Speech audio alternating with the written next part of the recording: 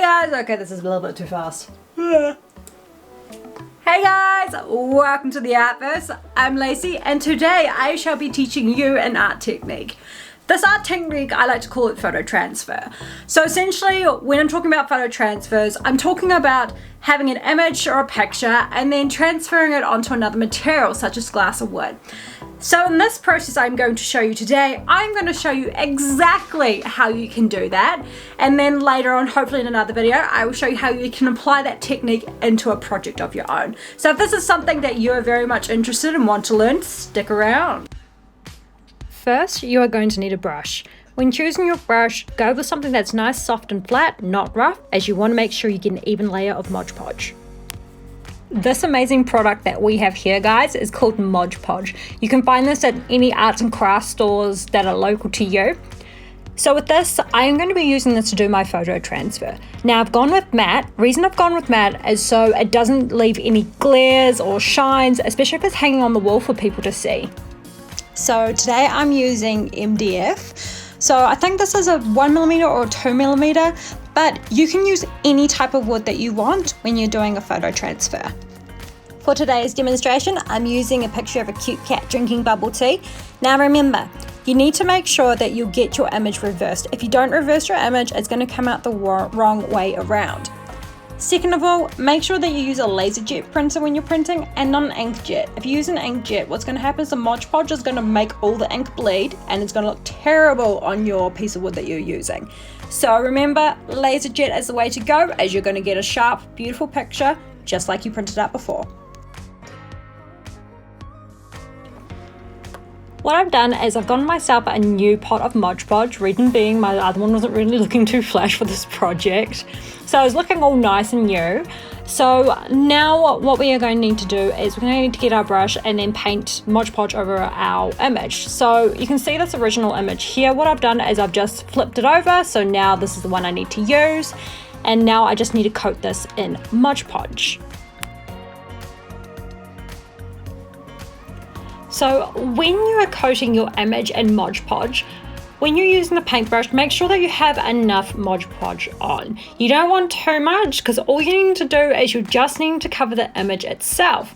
So make sure that your layer of Mod Podge is nice and even so that when you end up putting it on your piece of wood, you're not going to have to worry about any parts missing. So say if I didn't put enough on around the face, what would happen is the eyes and the mouth might disappear or it might get rubbed off easily. So if you've got enough on there, what it's going to mean is your image is going to stay on there solidly.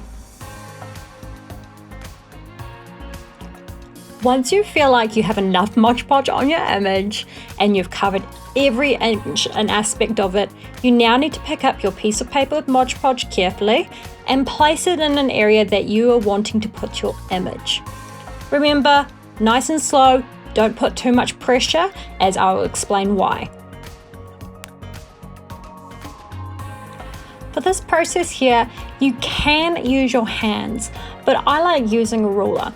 Now, what you need to do is you don't need to put down too much pressure. You just need to do enough so that you can get your Mod Podge on there nice and firm, but also don't put too much pressure because you don't want your Mod Podge coming out the edges. Once that's done, now we just need to leave it to dry overnight. It is now morning and my image is finally dry. So what I've got here is a little spray bottle full of water. So all you got to do is you just need to spray a nice coat of water on your image so it's all nice and soaked. Wait till it's fully soaked and I'll explain why.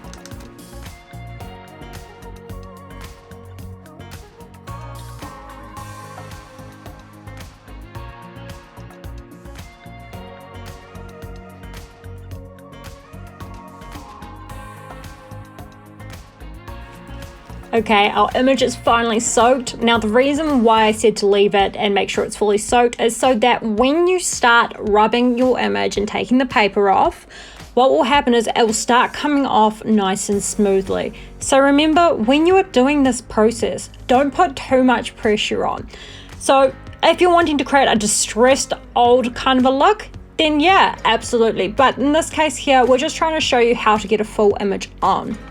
Now, it is going to take some time to do, so I probably will fast forward a little bit of this process as I'm just taking my time when doing this so I don't end up losing any of my image. If you rush this, you may accidentally scratch your image off or make other mistakes.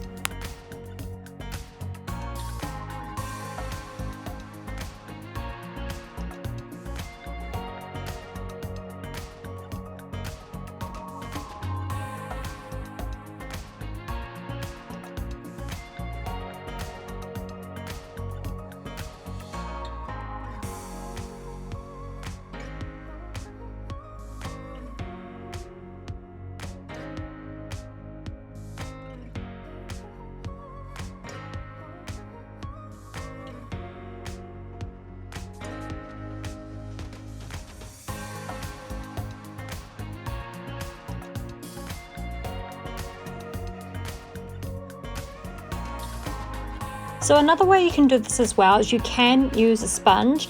I just like using my finger when taking the paper off, as I feel like I have a lot more control when I'm doing this. So what I'm doing now is I'm just kind of rubbing up the little tiny bits of paper. I mean, if you're not as pedantic as I am, it shouldn't really matter, but I like to make sure I've got no paper left when I'm doing my photo transfer.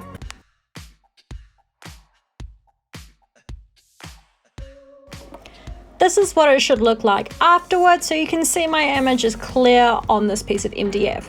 Now what I'm going to do is I'm just going to seal it off, and I'm just going to use some Mod Podge. You can normally do some drawing and some other stuff to it, but today I'm just going to show you how I do my images, and then this is something else I can look at after.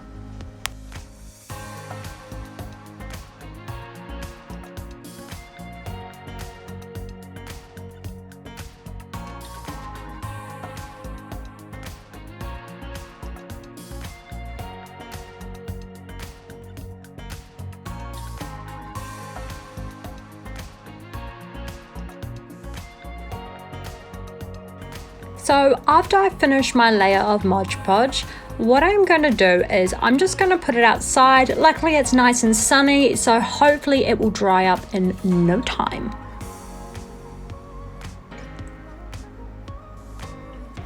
So here is my image. So the MDF is of course a little darker, but that's only because of the Mod Podge. This is why you need to make sure you have Mod Podge all over it. So there we go. That's how you do a photo transfer. So guys, what did you think? Hopefully from watching this video, you have learned a thing or two of how you can do this technique by yourself. Now, if you're stuck for ideas and need inspiration, honestly, stick around for the next video, guys, because I'm going to be doing my very own project showing you how I use photo transfers for myself. Anyway, guys, if you liked this video or found it interesting anyway, please click that like button. Do not forget to subscribe and turn on that notifications button so you can see more content from me. Anyway, guys, thank you as always. I will see you another time. Bye! Whee!